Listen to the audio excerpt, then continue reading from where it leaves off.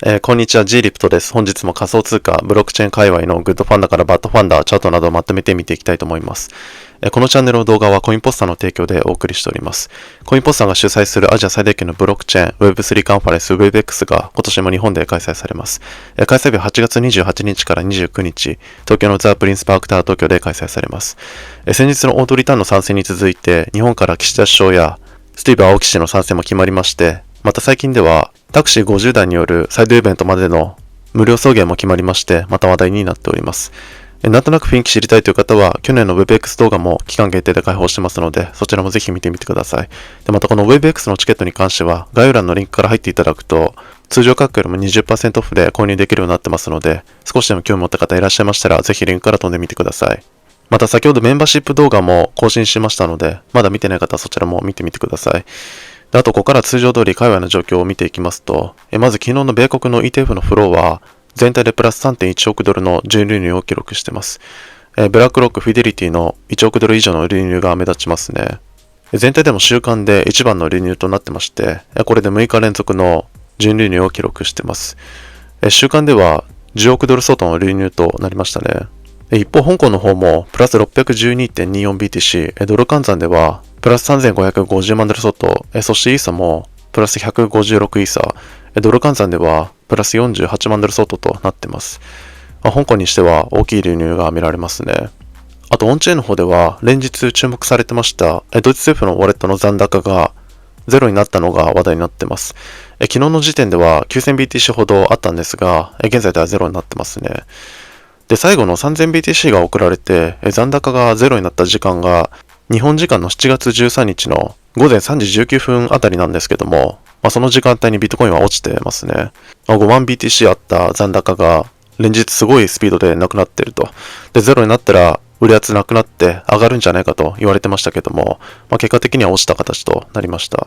ビットコインの価格動向に関してはこの後のチャートのところでまた話そうと思います。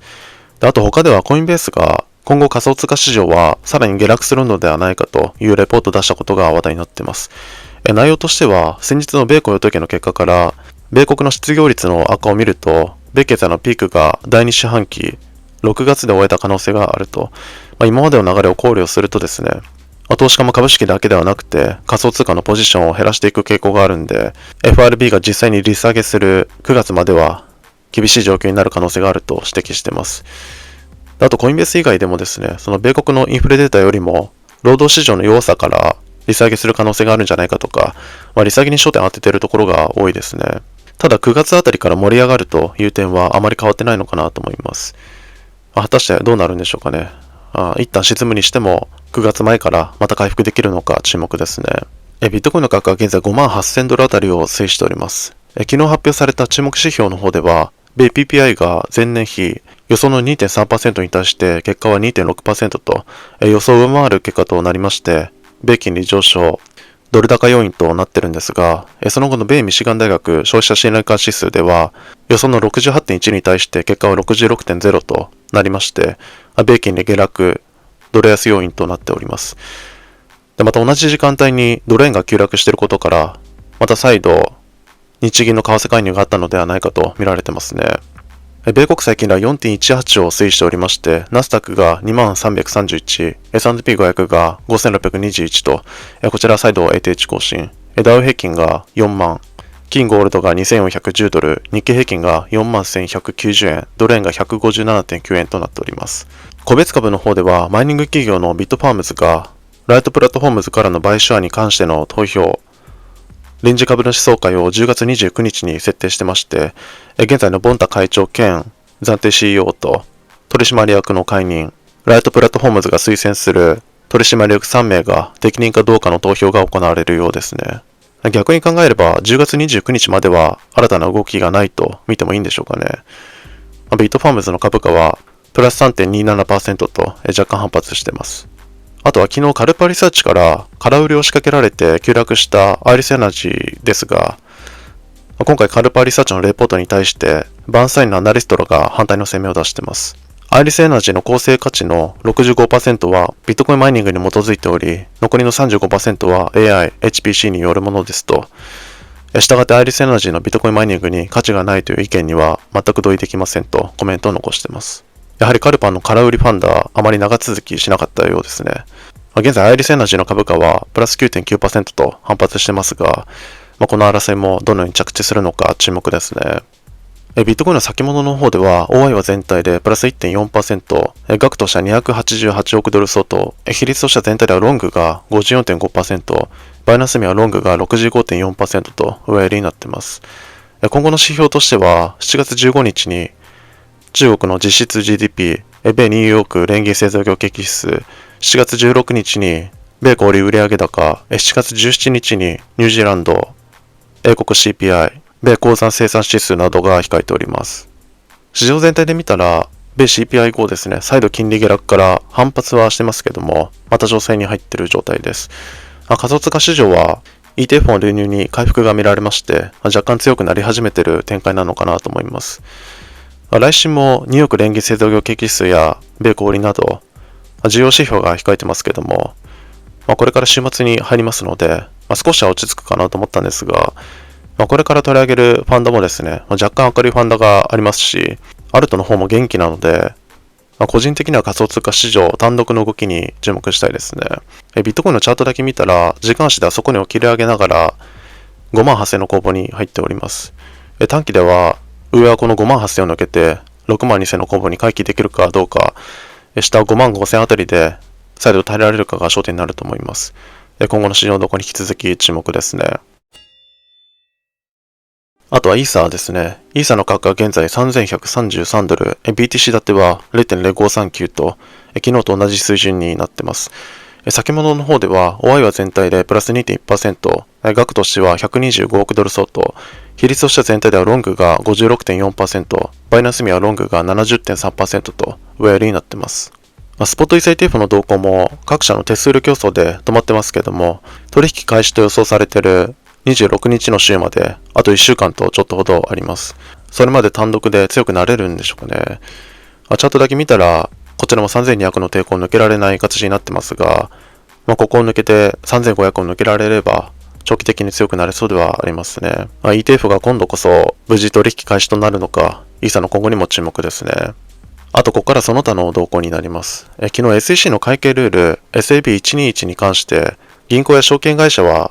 適用外にする必要があるんじゃないかという話を少し触れましたけれども、どうやらそれが実際に認められたようですね。一部の企業や金融機関は SAB121 の対象外となる慣行を提案、SEC スタッフはこれに同意したとされています。これで一部の企業は特定の手順を踏むことで破産した場合でもドルや他の資産と同様に仮想通貨を資産として扱うことができて取り戻すことができるとされています。また SEC は今回ですね、3年間調査対象にしていたビットコイン L2 と言われているスタックス、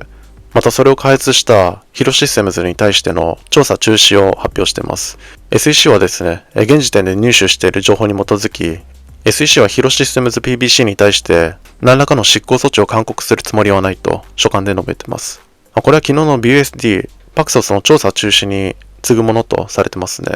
最近のこの SEC の動きを見ると、やっぱり選挙戦を意識している感が否めないですよね。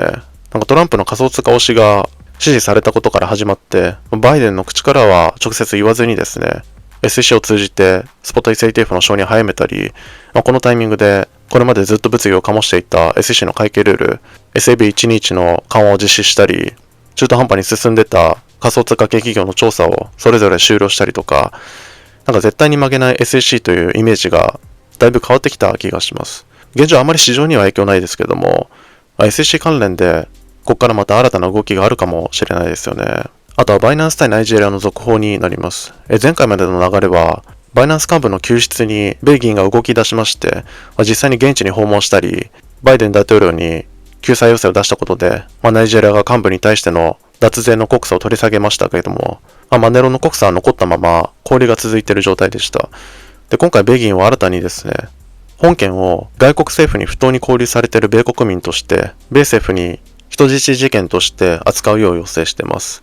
ヒル議員らはですね、ナイジェリア政府の拘束は明らかな権利の侵害であり、重大な不正であると、頑張りなしの即時釈放と残りの容疑の取り下げを要求すると書簡に綴っています。当初はね、バイナンスが罰金払うのか払わないのかというところが焦点になってましたけども、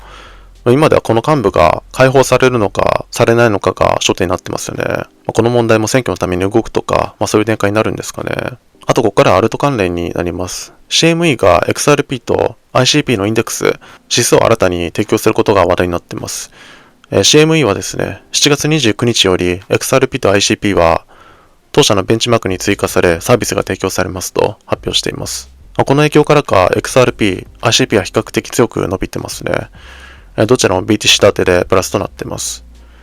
どちらも上位アルトですけども、CME ファンドは強力ですよね。この相場でも結構伸びてます。7月29日まであと2週間以上ありますけども、これらもどこまで伸びるのか注目ですね。あとはメーカー DAO のスパークプロトコルが10億ドル相当の流動性をかけた RWA コンテスト、スパークトークナイゼーショングランプリックスの開催を発表してるんですけども、ここにブラックロックのビドルが参加するということで話題になっています。